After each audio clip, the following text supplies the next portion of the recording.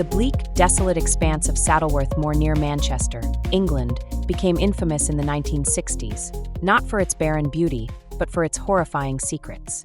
Between July 1963 and October 1965, 5 innocent children vanished, their disappearances sparking a wave of fear and paranoia throughout Britain. Behind these tragic crimes stood 2 of the most notorious figures in British criminal history, Brady and Myra Hindley. Dubbed the Moor's murderers, Brady and Hindley represented a sinister and disturbing partnership. Their heinous acts didn't merely shock a nation. They transformed public perceptions of evil, painting a chilling portrait of human depravity. The crimes were calculated, cruel, and accompanied by an aura of dark obsession. The pair not only abducted and murdered their young victims, but recorded their atrocities, creating evidence that later became crucial in their trials and left an indelible mark on the British psyche. But what drove these 2 individuals to such extreme cruelty? Was it their toxic relationship, their mutual obsession with violence and control, or something darker and deeper within the human condition? This episode of AI True Crime delves into the haunting story of the Moor's murders, exploring the lives and psyches of Brady and Hindley, their victims, and the enduring legacy of their crimes. From the initial disappearances and the public panic they sparked, through the meticulous police investigation that finally brought the killers to justice, to the decades-long search for the remains of their victims, this narrative is both chilling and profoundly tragic. Saddleworth Moor remains, to this day, a grim reminder of innocence lost and evil uncovered. Stay tuned as we see how far we've come from our first episode as we revisit one of Britain's most infamous true crime stories, the Moor's murders. This examination isn't just about recounting the horrors. It's about understanding the complex interplay of psychology, society, and the enduring nature of human cruelty, and how AI podcast creation has advanced in our 2 years of existence.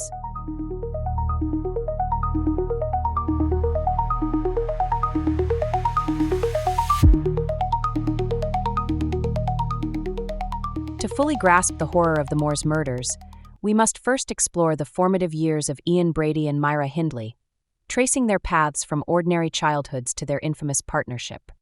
Brady was born in Glasgow, Scotland, on January 2, 1938, under the name Ian Duncan Stewart. His early life was marked by instability and hardship. Brady never knew his father and was raised initially by his single mother, Peggy Stewart, who struggled to cope financially and emotionally. Eventually, Brady was placed in the care of foster parents, Mary and John Sloan, who provided a stable yet emotionally distant environment. Brady exhibited troubling behaviors from a young age, showing early signs of sadistic tendencies and a deep fascination with Nazi ideology, philosophy, and literature about violent crime. This combination of instability and intellectual arrogance fostered a chilling personality. Myra Hindley, born on July 23, 1942 in Manchester, endured a similarly harsh upbringing. Her childhood was marred by domestic violence and emotional neglect. Hindley grew up in a neighborhood fraught with poverty and crime, absorbing an atmosphere of aggression and desensitization to violence. Despite these hardships, she initially appeared ordinary, a diligent student who exhibited little outward indication of the monstrous acts she would later commit. Her adolescence, however, marked the beginning of her fascination with danger, power, and rebellion, traits that Brady would later exploit. Brady and Hindley's paths crossed fatefully in 1961 when Hindley, then working as a typist, met Brady, who was employed at the same company. Initially drawn by his mysterious, intense demeanor, Hindley quickly fell under Brady's powerful psychological influence. Brady, skilled in manipulation and driven by sadistic impulses, recognized Hindley's susceptibility and began molding her into an accomplice willing to fulfill his darkest desires. Their relationship evolved swiftly into one of mutual obsession, isolation from society, and a shared fixation on violence and control. Brady introduced Hindley to literature that romanticized cruelty and murder, systematically breaking down her moral boundaries. Under Brady's influence, Hindley transformed from a seemingly ordinary young woman into a willing participant in his sinister fantasies. The duo's toxic partnership was characterized by a disturbing balance of dominance and submission. Brady was unquestionably the architect of their murderous schemes, but Hindley was no mere pawn. She actively participated and enabled their crimes. Their relationship fed on secrecy and control, with each crime escalating in brutality and calculated cruelty. Understanding the origins and dynamics of Brady and Hindley's relationship is crucial to comprehending how these two individuals became capable of perpetrating such heinous acts. Their union was not merely a partnership in crime. It was a catastrophic collision of two deeply disturbed individuals whose combined pathologies resulted in unprecedented cruelty. As we delve deeper into their chilling spree, we must remember that their crimes were not random acts of violence, but calculated expressions of their twisted bond. A bond rooted in manipulation, obsession, and a shared embrace of darkness. This chapter sets the stage for the horrific events that would soon unfold on the desolate expanses of Saddleworth Moor. By 1963, Ian Brady and Myra Hindley had fully isolated themselves from the norms and morality of society, retreating deeper into a twisted realm driven by sinister fantasies and compulsions. Manchester, previously known for its bustling industry and vibrant culture, was about to enter a nightmarish era from which it would never truly recover. The first tragic victim of Brady and Hindley's murderous spree was 16-year-old Pauline Reed. On a seemingly ordinary evening, July 12, 1963, Pauline left home dressed smartly and full of youthful anticipation to attend a local dance, completely unaware of the malevolent figures lurking nearby. Hindley, recognized in the neighborhood as a seemingly unassuming and trustworthy figure, approached Pauline under a carefully constructed guise.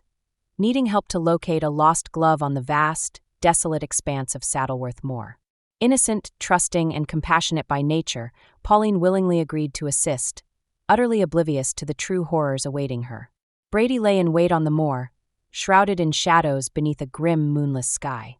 There, under the cover of darkness and isolation, Pauline was savagely assaulted and murdered with an unrelenting brutality that defies comprehension.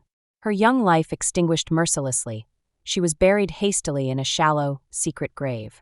Her disappearance became the chilling prologue to an unfolding nightmare that would grip the community and leave an indelible scar upon the collective psyche of Britain. As months dragged by, the sinister duo's bloodlust grew increasingly insatiable, each crime meticulously planned to be more calculated and sadistic than the last. In November 1963, 12-year-old John Kilbride vanished mysteriously after accepting a seemingly innocent ride home from Hindley and Brady. John, a beloved child with a bright smile and infectious laughter, unknowingly placed his trust in the wrong hands. His anguished parents and panic-stricken community endured sleepless nights and countless desperate searches, clinging to any faint glimmer of hope. Tragically, their hopes were extinguished when John's lifeless body was discovered months later, evidence of unspeakable torture and brutality revealing the true extent of Brady and Hindley's malevolence. 6 harrowing months later, in June 1964, another victim, 12-year-old Keith Bennett, vanished without a trace, sending shockwaves through the community. Keith, brimming with youthful innocence and curiosity, was deceived and lured onto the isolated, forbidding moors. His final moments remained shrouded in mystery and horror, with his body never recovered. Keith's family was plunged into a devastating, unending nightmare of unanswered questions and relentless grief. Despite decades of exhaustive searches, pleas for closure, and the tireless efforts of the authorities and volunteers, Keith Bennett's remains tragically remain undiscovered.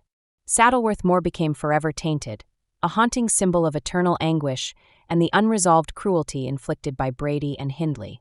The nightmare reached its horrific crescendo in October 1965, with the chilling abduction and murder of 10-year-old Leslie Ann Downey. Abducted from a lively fairground, a place filled with laughter and childhood joy, Leslie Ann's disappearance marked perhaps the darkest chapter of this grim saga. In a sickening act of calculated cruelty, Brady and Hindley recorded her final moments on audio tape. The disturbing recording captured Leslie Ann's anguished pleas and terrified sobs as she desperately begged for mercy and cried out for her mother. These heartbreaking and haunting recordings, later played in court, left an indelible impact on everyone who heard them, laying bare the absolute depth of inhumanity that Brady and Hindley were capable of inflicting. Leslie Ann's torment became an emblematic reminder of the pure evil that had infiltrated Manchester. The final known victim was 17-year-old Edward Evans. In a deviation from their usual methods, Brady personally enticed Edward to Hindley's residence. This violent encounter would inadvertently expose their murderous acts, ultimately marking their downfall. Hindley's brother-in-law, David Smith, unexpectedly witnessed the immediate aftermath of Evans's brutal murder. Finding himself confronted with a horrifying truth, he could scarcely comprehend.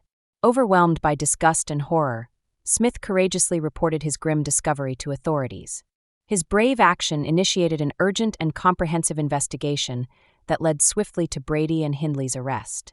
The Moors murders stand starkly as one of the darkest and most harrowing chapters in British criminal history, emblematic of a calculated and horrifying descent into depravity.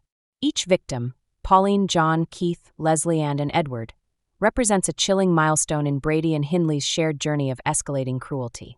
Driven by mutual manipulation, obsession with power, and an unwavering embrace of their darkest impulses, their malevolent partnership left an enduring legacy of trauma, profound sorrow, and incomprehensible human cruelty that continues to haunt Britain to this day. The investigation into the Moors murders rapidly became one of the most intensive, emotionally draining, and painstakingly detailed criminal inquiries in British history. Triggered by David Smith's brave decision to inform authorities after witnessing the horrific aftermath of Edward Evans' murder, the Manchester police force quickly mobilized, facing a crime of unprecedented brutality that challenged their comprehension and endurance. On the morning of October 7, 1965, officers cautiously approached Myra Hindley's home at 16 Wardlebrook Avenue, unaware that behind its mundane facade lurked a horror beyond their wildest imaginings. Hindley coolly denied wrongdoing, attempting to deflect suspicion with deceptive calmness. However, inside the home, investigators encountered an eerie, unsettling environment that hinted at far darker activities.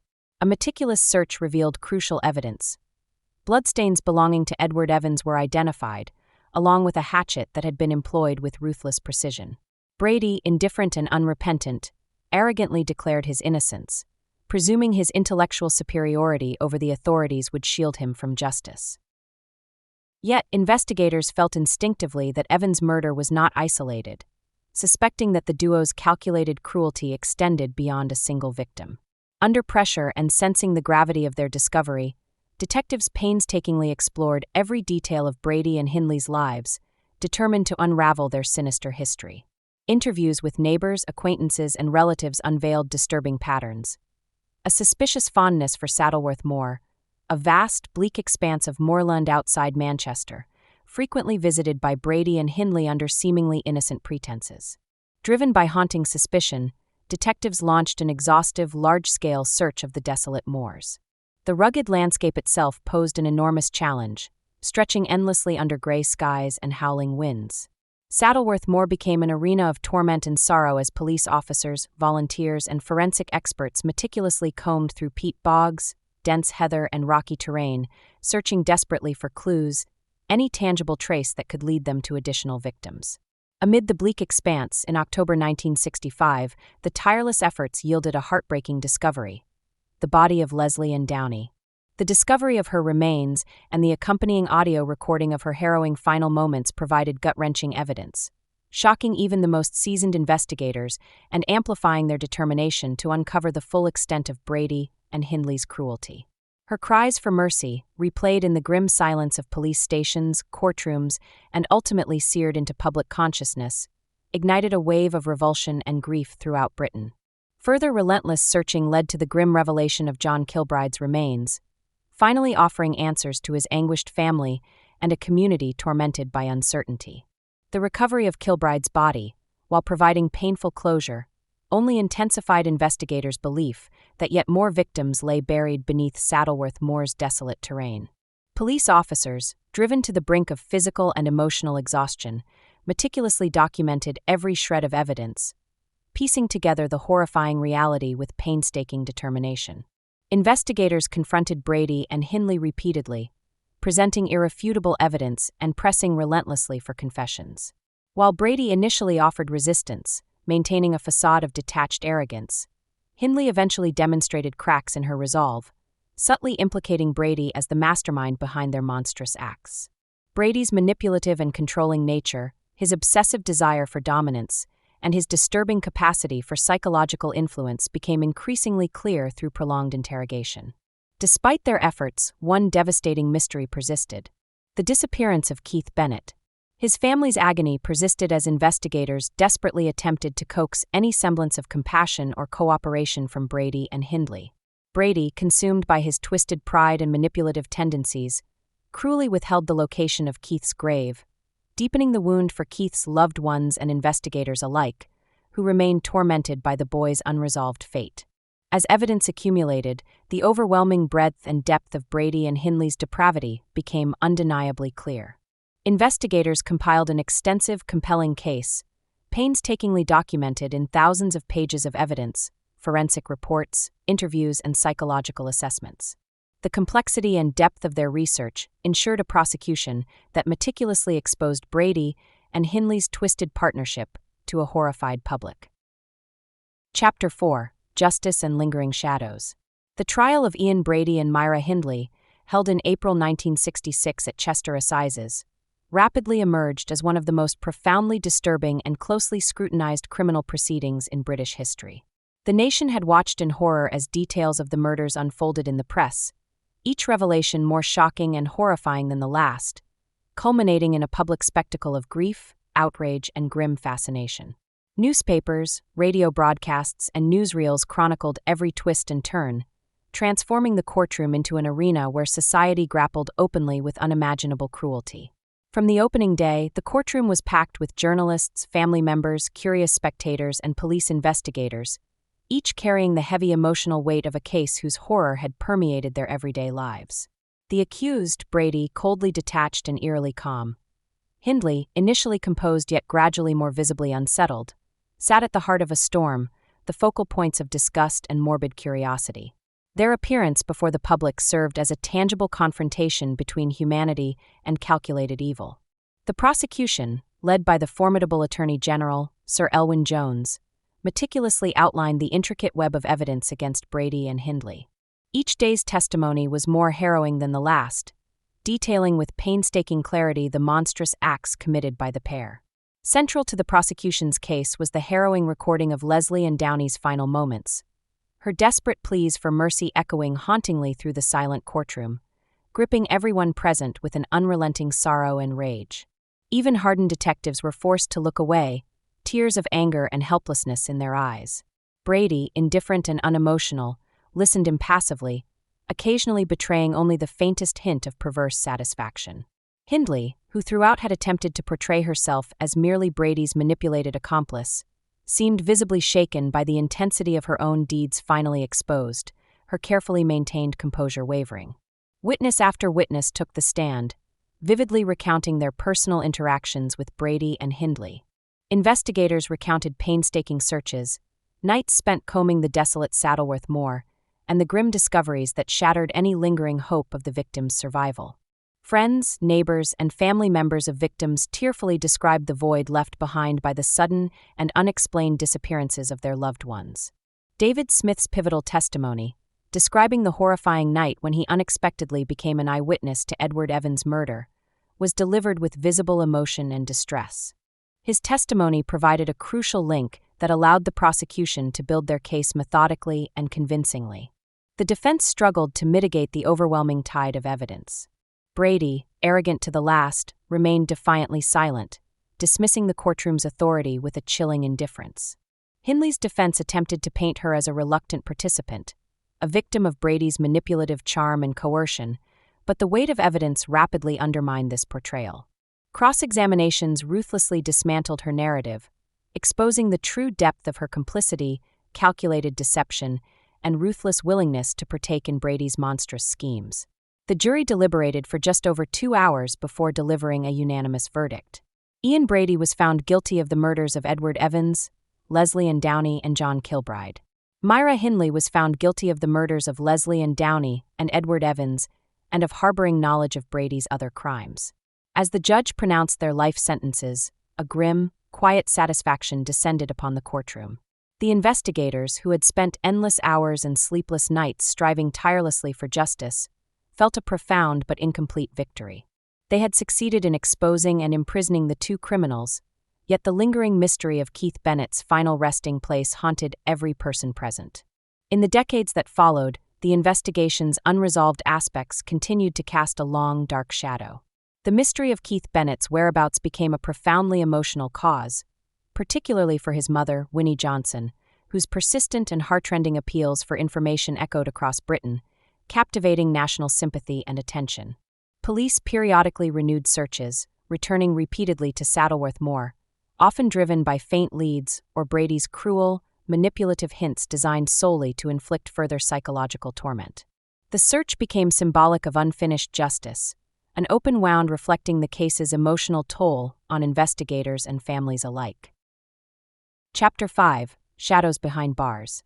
Even after Ian Brady and Myra Hindley were sentenced to life imprisonment, the legacy of their crimes continued to reverberate through British society, casting long shadows of unresolved grief, torment, and disturbing fascination. Brady, arrogant and controlling until his final breath, continued to manipulate authorities and torment victims' families from behind bars. Most notably, Brady weaponized his knowledge about Keith Bennett's burial site, using it as a cruel leverage for his sadistic mind games. His refusal to reveal the location became a twisted source of satisfaction for him, a final power he wielded over those desperate for answers. Despite repeated appeals, emotional pleas from Keith's heartbroken mother Winnie Johnson, and exhaustive searches, Brady remained callously silent. Authorities exhausted every possible strategy: negotiations, psychological appeals, even bringing Brady to Saddleworth Moor in a vain hope he might relent and offer closure. Brady, defiant and unmoved, maintained his silence until he died in 2017, ensuring Keith Bennett's resting place remained a painful mystery, leaving a permanent scar of unresolved grief upon his family and the community. Myra Hindley, meanwhile, had her own deeply complex and controversial journey through the prison system. Her initial years of incarceration at Holloway Prison were marked by hostility from fellow inmates, many of whom viewed her as a figure of utter contempt. She faced threats, verbal abuse, and isolation, as her notorious crimes had resonated widely even within prison walls. However, Hindley gradually adapted, and her calculating nature soon emerged again, though now in a very different form. She became skilled at navigating the complicated social hierarchy within prison, forging relationships that seemed designed to improve her standing and quality of life behind bars. Most significant among these relationships was her romantic involvement with fellow inmate Patricia Cairns, a former nun serving time for armed robbery. Cairns was captivated by Hindley's enigmatic persona, eventually becoming her closest confidant and passionate defender. Their relationship stirred controversy within the prison, raising questions about Hindley's ongoing capacity for manipulation and emotional control. Cairns devoted herself completely, even risking her own reputation to advocate for Hindley's supposed rehabilitation and eventual release. Hindley's prison relationships extended beyond romance into strategic alliances, including correspondence with influential figures and prison reform advocates. She projected an image of repentance and intellectual growth, enrolling in academic courses, participating in religious studies, and presenting herself as a reformed, introspective woman. This carefully constructed persona won her a surprising array of supporters who lobbied vocally for her parole, an unthinkable prospect for the wider public, whose memories of her crimes remained vivid and painful. While Hindley worked tirelessly on her public image, the victims' families endured persistent torment, outraged by the possibility of her freedom. Hindley's periodic parole hearings became media spectacles, reigniting public anger and renewing the emotional trauma experienced by the bereaved families. Each hearing, each letter published in the press, and each new advocate for Hindley reopened old wounds and stirred fierce debate about justice, rehabilitation, and punishment. The complexities surrounding Hindley's life in prison were amplified by periodic revelations and shifting public attitudes. When it emerged that Hindley and Brady were secretly corresponding in their early prison years, letters filled with coded language, references to their shared past, and veiled taunts, the public was reminded of her complicity and the persistent darkness of their bond. These letters revealed that, at least initially, Hindley continued to derive some emotional sustenance from her bond with Brady, challenging her claims of remorse and genuine rehabilitation. Yet, over decades, Hindley attempted to distance herself publicly from Brady, actively denouncing him as manipulative and abusive, positioning herself as yet another victim of his cruelty. This narrative, meticulously maintained, was disputed by those familiar with her prison behavior and letters. The question of her sincerity remained deeply divisive, sparking widespread debate about whether redemption was possible for someone so intrinsically tied to monstrous acts. Ultimately, Hindley never achieved freedom. She died in prison in 2002, succumbing to bronchial pneumonia after years of declining health. Even in death, controversy and bitterness followed her, as Britain grappled anew with questions of justice and punishment. For many, Hindley's passing offered little relief, providing neither closure nor consolation. The lasting echoes of the Moors murders are evident not only in the unresolved agony surrounding Keith Bennett, but in the profound emotional toll on victims' families, investigators, and the community at large. Brady's and Hindley's final chapters in prison revealed as much about their complex psychology as their original crimes did, reflecting the enduring capacity for manipulation, cruelty, and emotional torment. The story of their incarceration highlights the profound challenges facing justice systems tasked with punishing, reforming, and containing those who embody society's darkest impulses. The Moors murders, therefore, remain a haunting reminder of humanity's capacity for depravity, the painful legacy left in its wake, and the ceaseless struggle to find meaning, closure, and resilience in the aftermath of unimaginable evil. The haunting legacy of the Moors murders endures, a dark reminder of humanity's capacity for cruelty, manipulation, and unrepentant evil. The lives destroyed, families shattered, and communities forever scarred stand as grim testimony to the lasting impact of Ian Brady and Myra Hindley's horrific deeds. Their stories reveal not only the darkest corners of human depravity, but also the resilience and enduring courage of those who pursued justice and truth. Next time on AI True Crime, we turn to the decades-long criminal history of rapist and fraudster Donald Trump. From violent sexual assaults in the 1970s to decades of real estate fraud, tax evasion, election interference, and incitement of insurrection, we trace a pattern of lawlessness and abuse of power that stretches into the highest levels of political and financial influence. Join us as we examine the crimes of a man whose misdeeds were long protected by wealth, privilege, and corruption, until now. Until then, stay safe, stay curious, and stay vigilant.